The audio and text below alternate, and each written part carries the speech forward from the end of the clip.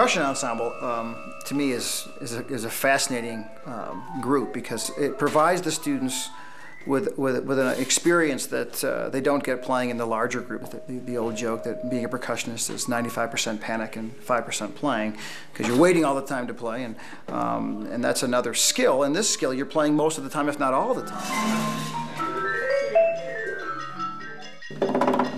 You try some of that for me? See, let's try that section with that. Percussion ensemble is one of the better experiences because you feed off of each other. It's first class, it's a lot of fun, it's very intense. The level of talent is phenomenal.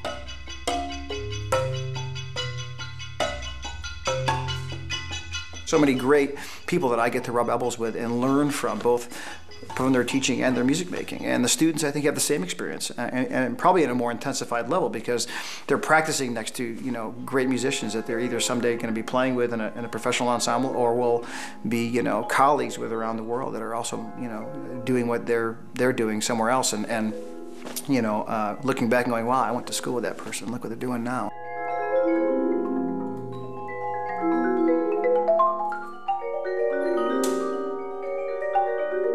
But we have students that are also exceptionally gifted in a variety of areas. They're very intelligent people that are interested in more than just music. So we get a special kind of student here at Northwestern that is very committed to their performance and their instrument, but also is interested in growing in other areas, which I think is can be a lot of fun to work with.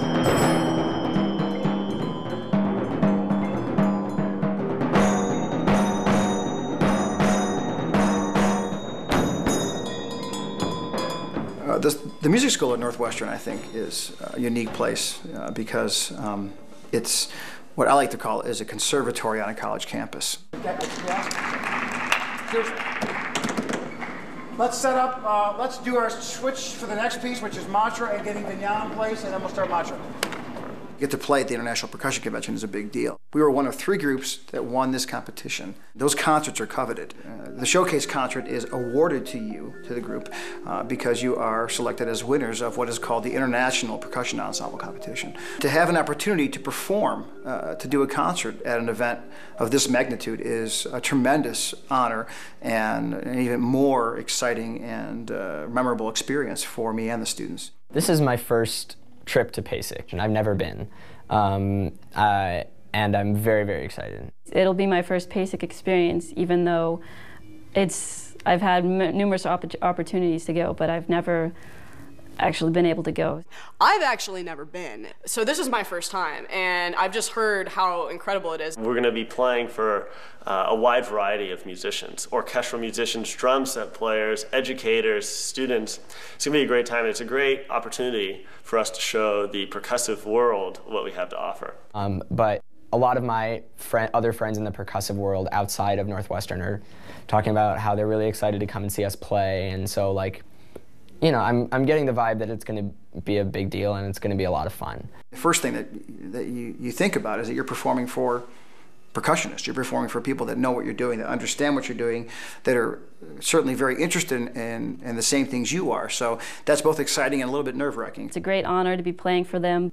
I'm really proud of our program and everybody that comes out of it. For the students, it's you know, hopefully one of those experiences that they'll never forget.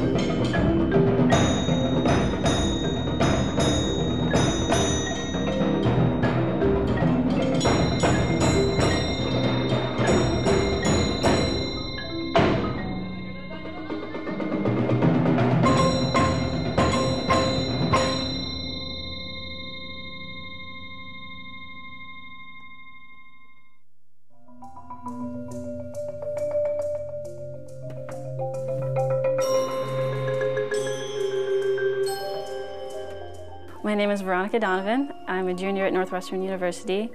I am a percussion performance major as well as instrumental music education major, and I have also a French minor. Hi, I'm Joseph Gonzalez. I'm a graduate student at Northwestern University.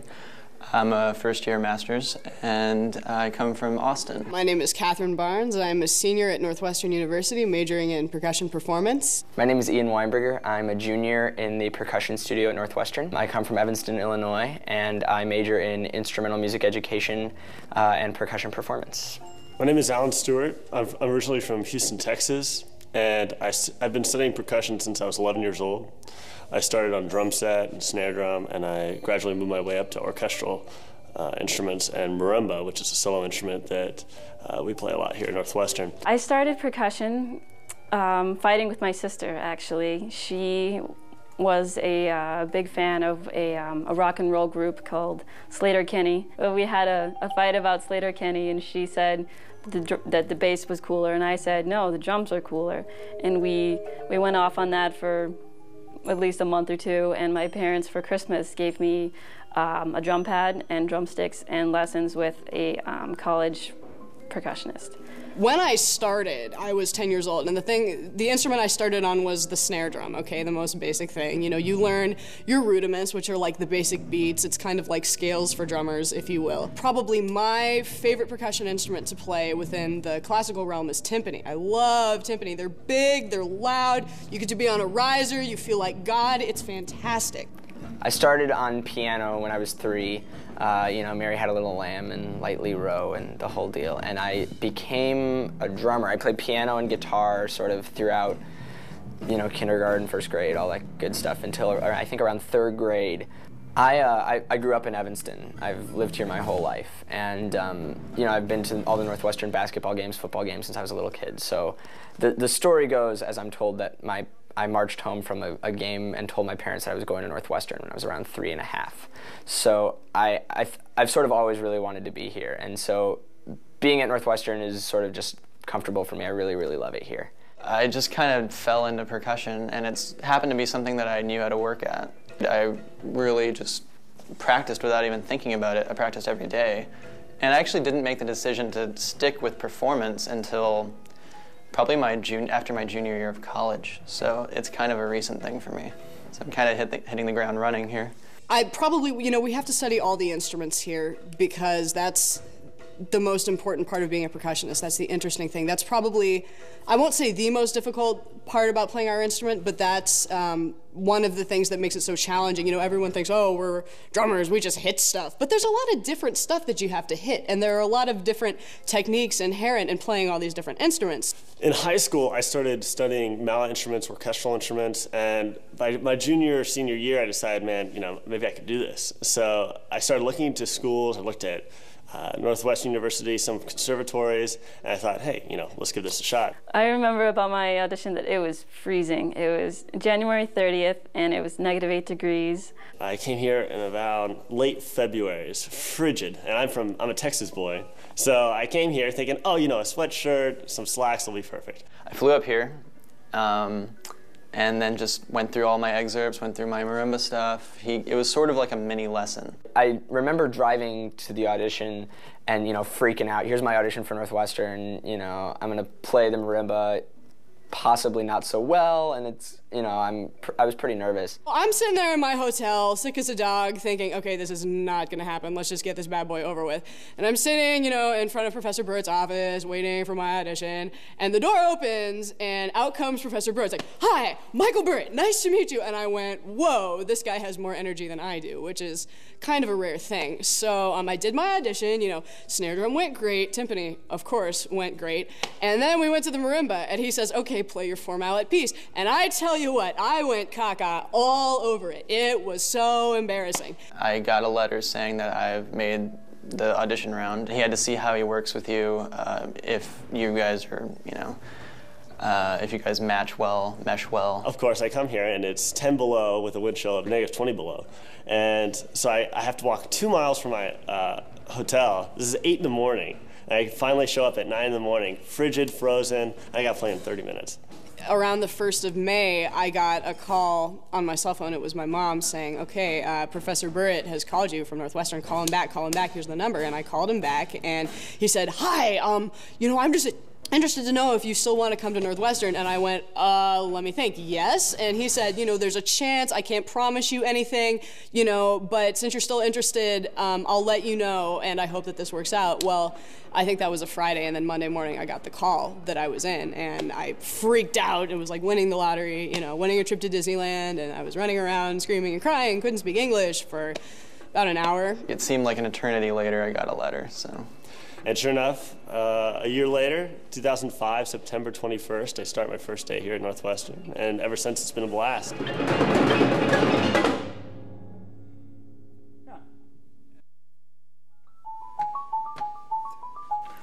My name is Michael Burrett, and I'm a professor of percussion at Northwestern University. I'm also the coordinator of percussion studies, which means I essentially organize all the lessons with the students. They all take private lessons for 1 hour. And then another part of my job that I particularly enjoy is to be the director of the percussion ensemble. You never have the same instrumentation for any two pieces. For example, you may have for one piece 4 marimbas, and for another piece you may have a group of 5 performers playing. You know, one person may have a set of timpani or kettle drums, or one person may have some tom-toms and some cymbals they have to play. Another person may have a set of wooden instruments and some metal instruments, and so on. So you can have a variety of instrumentations. It can be common to all 4 or very different in all 4, and also the size can be from trios to pieces for 10 players, and so it's interesting in that way. And I think of particular importance, the pedagogy of the group, I think, is significant because, you know, you'll see if you go watch an orchestra concert, you'll notice the percussionists are often, you know, they're waiting to play. I'm usually playing a variety of instruments, sometimes more than one instrument at once, so it's a different kind of integration for them, and I think it's a very important one, and I think it's also what's exciting about it. I think it's one that they really, really enjoy.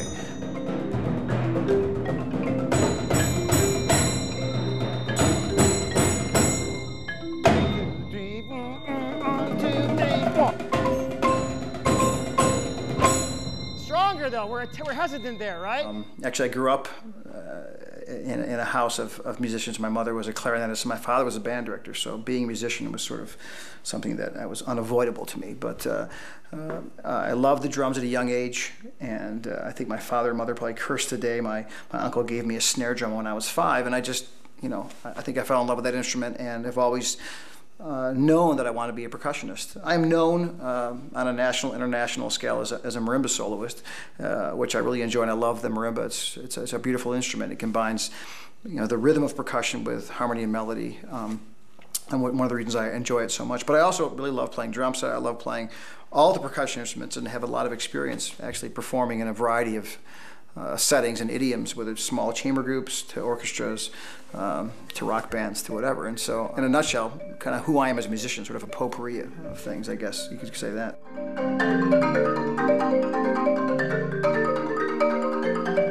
You know, being director of the percussion ensemble, for me, I think if I step back and look at myself, it's kind of interesting. Something I can really see my father in me, because I grew up watching him direct a really terrific band program. And one of the things I learned from him and from that experience was that getting students to believe in themselves and getting students to, I think really more importantly, get excited about what they're doing is the key to success. And I really try to do that because I'm excited about what we're doing in Percussion Ensemble. I'm excited about the music we get to do.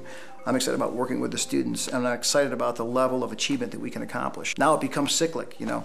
I'm motivated to do it, but they're motivated as well. And so on the days when I don't feel as excited, I get reinvigorated by them, and hopefully vice versa. But I love the music. It's exciting, it's different, and it can be both accessible and inaccessible. But I think our goal is to make the inaccessible accessible. It's an incredibly energizing place to be, I mean, both as a faculty and as a student.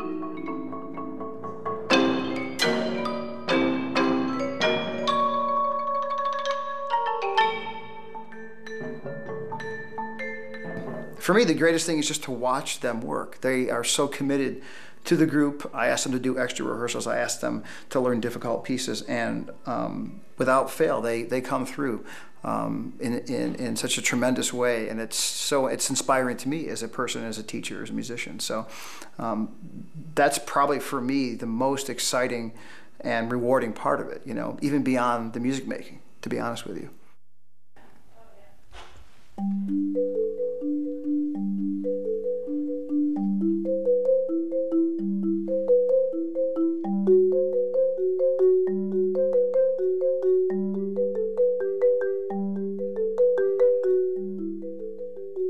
I had a background in piano. I played piano when I was younger, and that didn't work out so hot. Didn't really like to practice, but percussion's much more exciting. I was much more interested in that. And so then I was always the kid in band who could read music, so they'd say, oh, play bells. So I would play bells, periodically.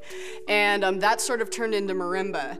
And then when I was how old was I, 15? I went to a summer festival thing where I discovered that I really didn't know as much about the classical instruments as I needed to. So that was where I first started playing timpani, and that was where I, learned the proper technique for, suspended cymbal and triangle and bass drum and chimes and all of these other instruments that we're called upon to play within the orchestral rep. Even tam-tam, gong, there's a right way to play the gong. Trust me, it's crazy.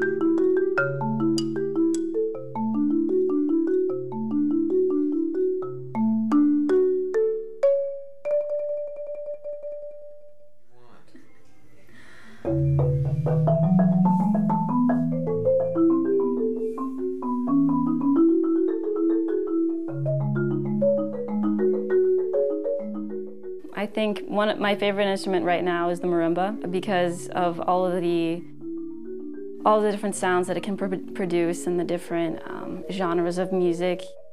Currently I'm playing a Bach piece as well as off and on some pieces by Michael Burrett and some other contemporary pieces.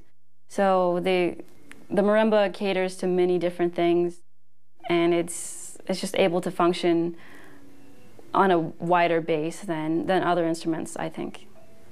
A piece that I really like right now is called Northern Lights by Erica Wazin. It's a piece for marimba that is very long. It's about 14 minutes long. It's an endurance fight. It's a race to the finish, but keeping your pacing and keeping everything beautifully in line and just making sure that you're musical throughout it is really difficult, but it's a beautiful piece.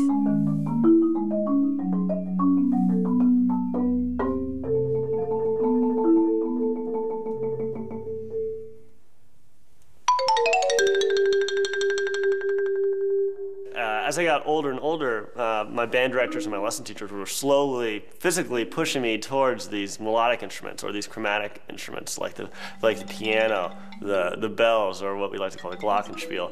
And the one that finally got me stuck with these melodic instruments was the marimba. The marimba is a 5-octave instrument, and it works a lot like the piano. It's chromatic, and it's made of these wooden bars that we strike with mallets with wrapped yarn balls at the end. And it sounds very crude, but it actually is a beautiful instrument.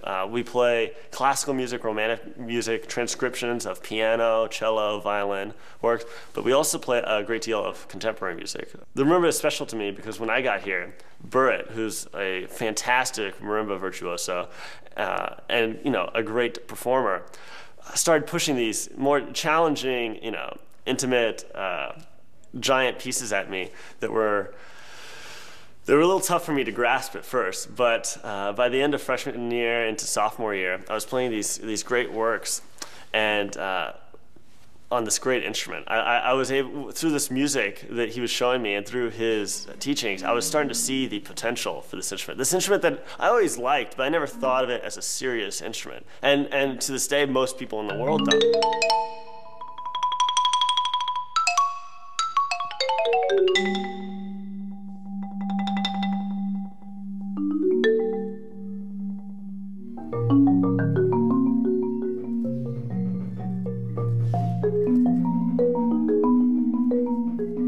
I was a drum set player first, and so I feel very comfortable behind a drum set. I really, really like playing drum set a lot. But since I've been here, I've started to get really more and more into marimba. I really, really like it. And I don't know, I've spent more time with it, and I've sort of begun to understand it a lot more, and it's sort of a relatively new thing in my life. I only really started seriously playing marimba, 4 years ago. So I'm still sort of trying to have fun with it and trying to explore it a lot, and that's been fun being here and seeing all these great marimba players and working with them too.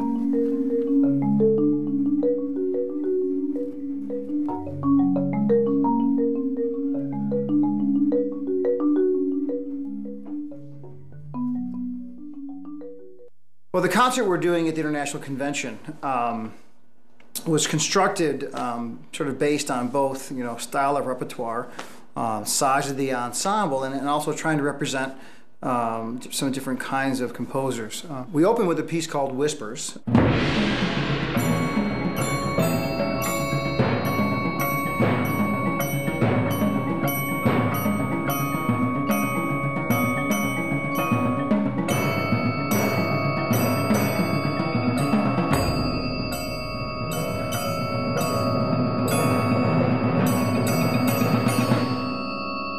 Almost everyone that's coming on the trip is playing on this piece, so it's an opener where you're going to have a large ensemble on the stage.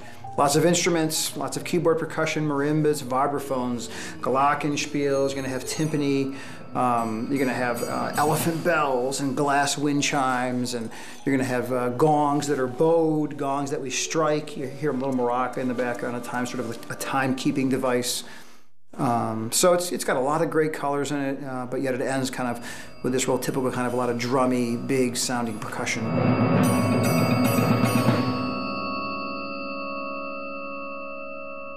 I think it's a very effective piece, and I'm really glad that we decided to do it because I think it's going to come off great. The second piece on the program is a marimba quartet, actually written by a percussionist from Hungary, Ario Halo. And this piece sort of has a minimalistic character to it. There's a variety of patterns that the marimbas will be playing, and it's sort of one of these, it's like a chase piece, because a pattern will start in one marimba, and then that cues the next person to change his or her pattern, and sort of a domino effect then follows that.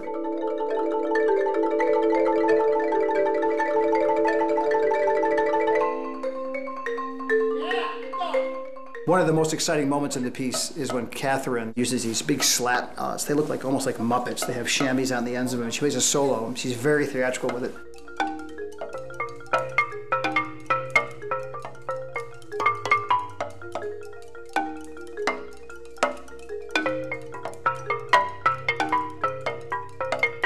I heard the piece performed in Paris about a year ago, and I thought, well, we got to do that piece. So I brought it back. It's worked out great. The piece is sort of fermented with this four, and it's really an exciting thing to watch them play this piece. The third piece in the program is a Japanese piece, and I think a style of music that they don't normally hear at the convention.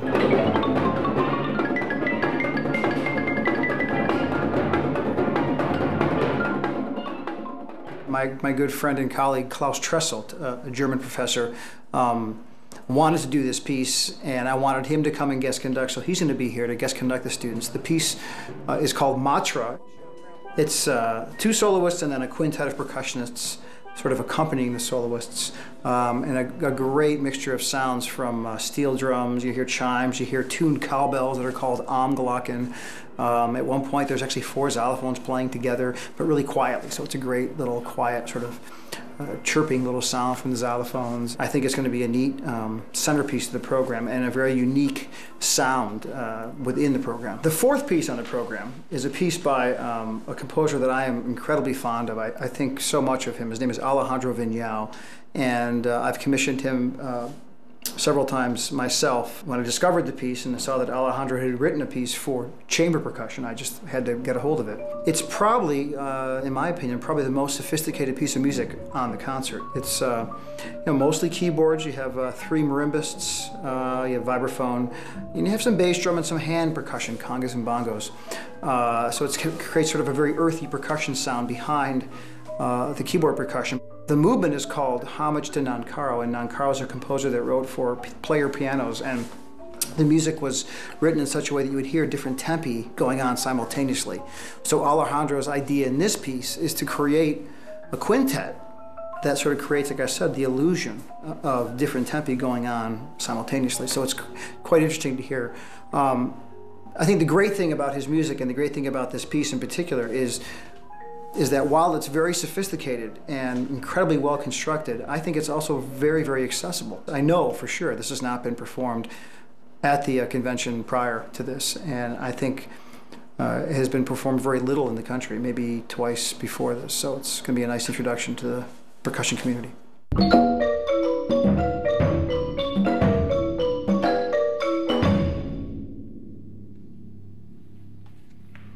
Okay, let's see what you got there, guys. Not a bad run, really.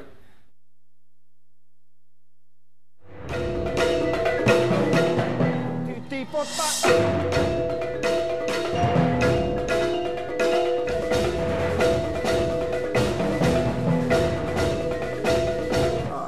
The finale to the concert, the last piece in the program, is a piece of mine called Traveling Music that I wrote in the winter of 2005. It's for solo horn and 8 percussionists.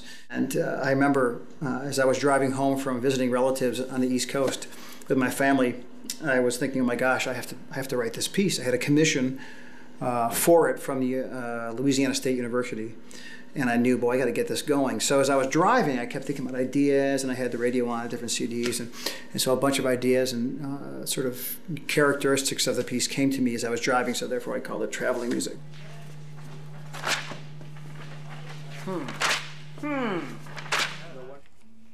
That's where the vibe comes in, and so, ready?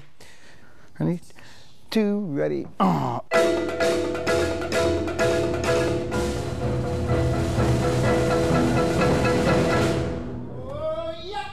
Once I'm done with a piece, I'm composing a piece, and I listen to it the first time. Very often, the first time, I think of 10 to 20 changes I want to make. So with Traveling Music, there were some adjustments and reorchestrations, and of course the horn part had to be fixed, so to say, because it was the first time I wrote for solo horn. And it sort of combines what I consider sort of a traditional symphonic percussion sound at times, very classical sound. Sort of symphonic sound, if you will, with also some exotic sounds and some Afro-Cuban sounds in certain sections. So sort of a milieu of different sounds and characteristics in the piece. And at the same time, the horn part, over this symphonic sounding ensemble, has this sort of jazzy little line to it on top. We got to be quiet before we get into O a little bit more. We're getting too loud before we get to O, and there's no more room. It's just to make it feel like it's sort of a storm brewing underneath there. The ensemble's out, and then it's you. You know what I mean? When you listen to Traveling Music, you can sort of pick out those kinds of things, the notion of traveling, the notion of long distances. It's not, there's some pieces where there's like this idea, now there's this idea, now there's another, but this piece takes a long time for those things to develop. 45 seconds to a minute sometimes. And so even though like the style of the piece changes and the feel of the piece changes, you get the feeling that nothing is happening from second to second or from moment to moment, but when you look at it as sort of a big picture, things change sort of gradually over time. And that, I think, sort of contributes to the sense of traveling.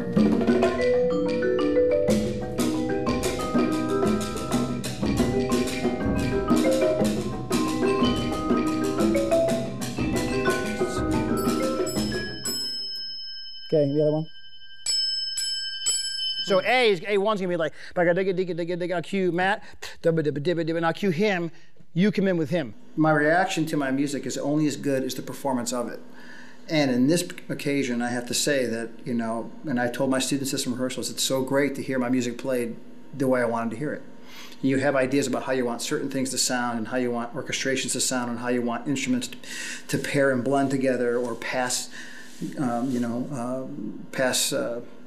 little motives back and forth, and they do such a great job with that. They understand me well, they understand what I'm trying to get them to do really well, and they're also incredibly talented. So they play this piece probably better than anyone ever will. And so for me, my emotions are one of pride because they play it so well, and just incredibly gratified to hear your piece played the way you wanted to hear it to begin with. So it's a great feeling, really.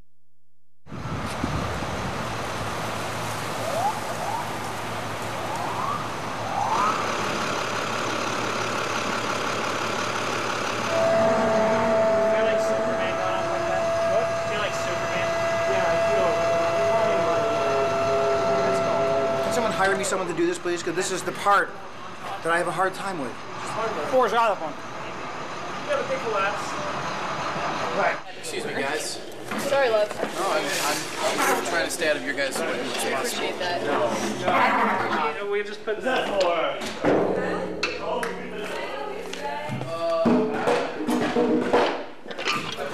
Watch out. Wait, can I ask a question?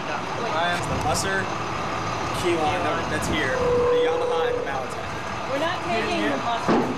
We're taking 2 We need pylons. 4 xylophones.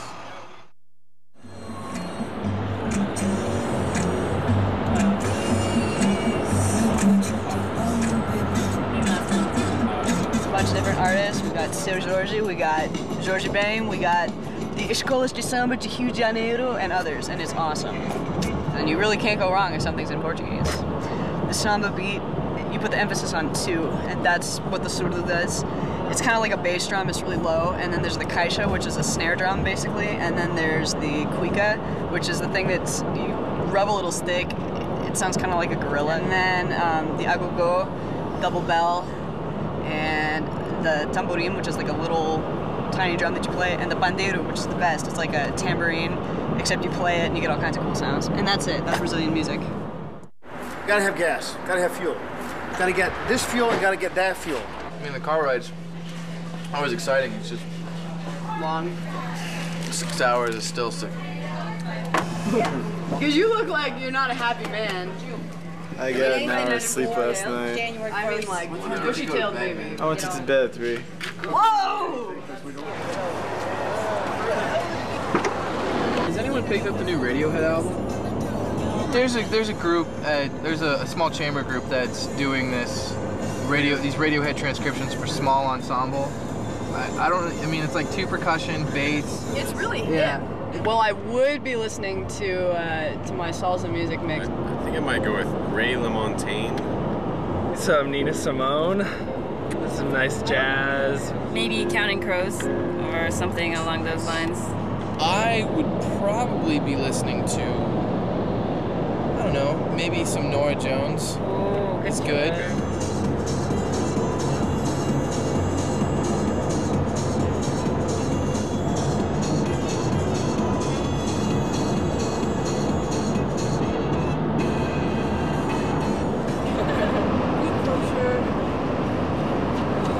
The Sky Ride.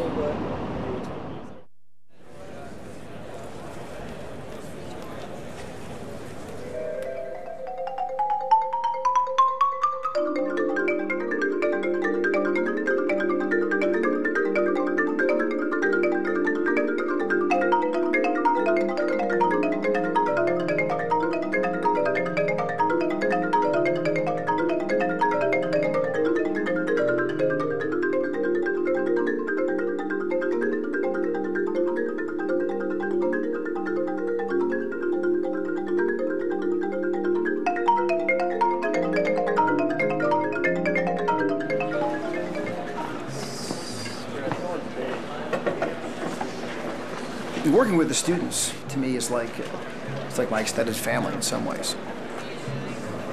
You get to know them, you invest in them. I have, this year we have 19 percussion students, and I auditioned every single one of them and picked every single one of them, and they picked me, and they picked our department, they picked the school too. So it's like, it's kind of a marriage of sorts. And then through that, I think you learn to believe in each other, to trust each other, and I think they trust me and where I'm trying to take them, and I trust them that they're gonna get there. Okay, whispers on my mic. And it is my great pleasure to welcome you here to the 7th and final session of the programs presented by the Percussion Ensemble Committee. And we'll just get right to the music because that's what we're here for. And I'd like to present this plaque that says PASIC 2007 Showcase Concert Award of Recognition presented to Northwestern University Percussion Ensemble, Michael Burrett, Director, for excellence in musical performance.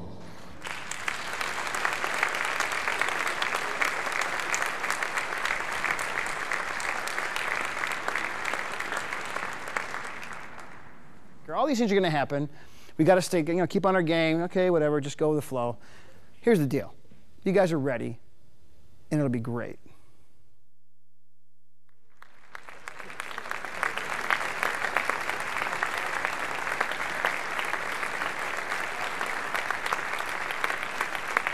I really think we're playing for our peers, for percussionists from around the world, and it's a great honor to be playing for them. It's happening at a really good time, and it's also a great opportunity for our studio. I'm getting the vibe that it's going to be a big deal and it's going to be a lot of fun. It's a great opportunity for us to show the percussive world what we have to offer.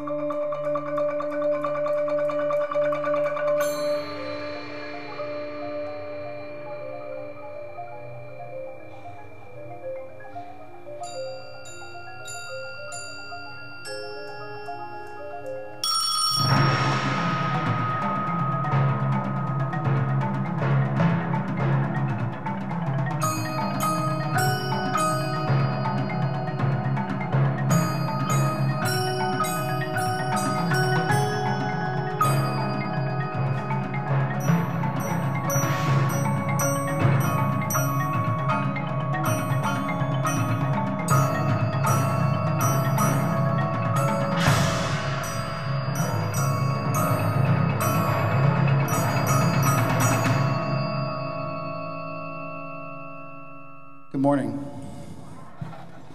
Oh, that's weak. Good morning. Thank you. Isn't it great to hear percussion music at 10 a.m.?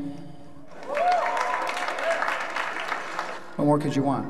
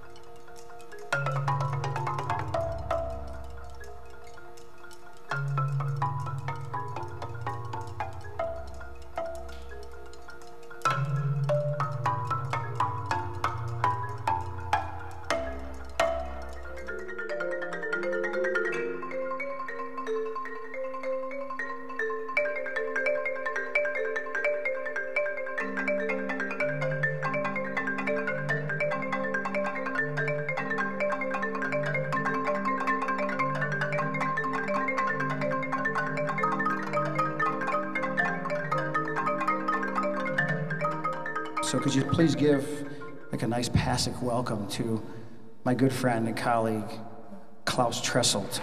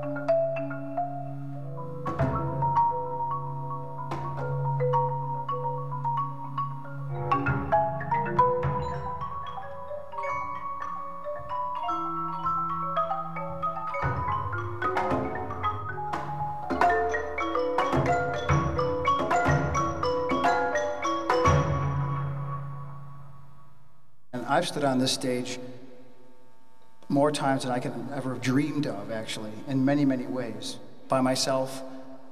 But for me, the times I stand on this stage with these guys, it's the best time to stand on this stage with people like this that work this hard. So thanks, you guys. I appreciate it very much. Have a great rest of the day. This is Traveling Music.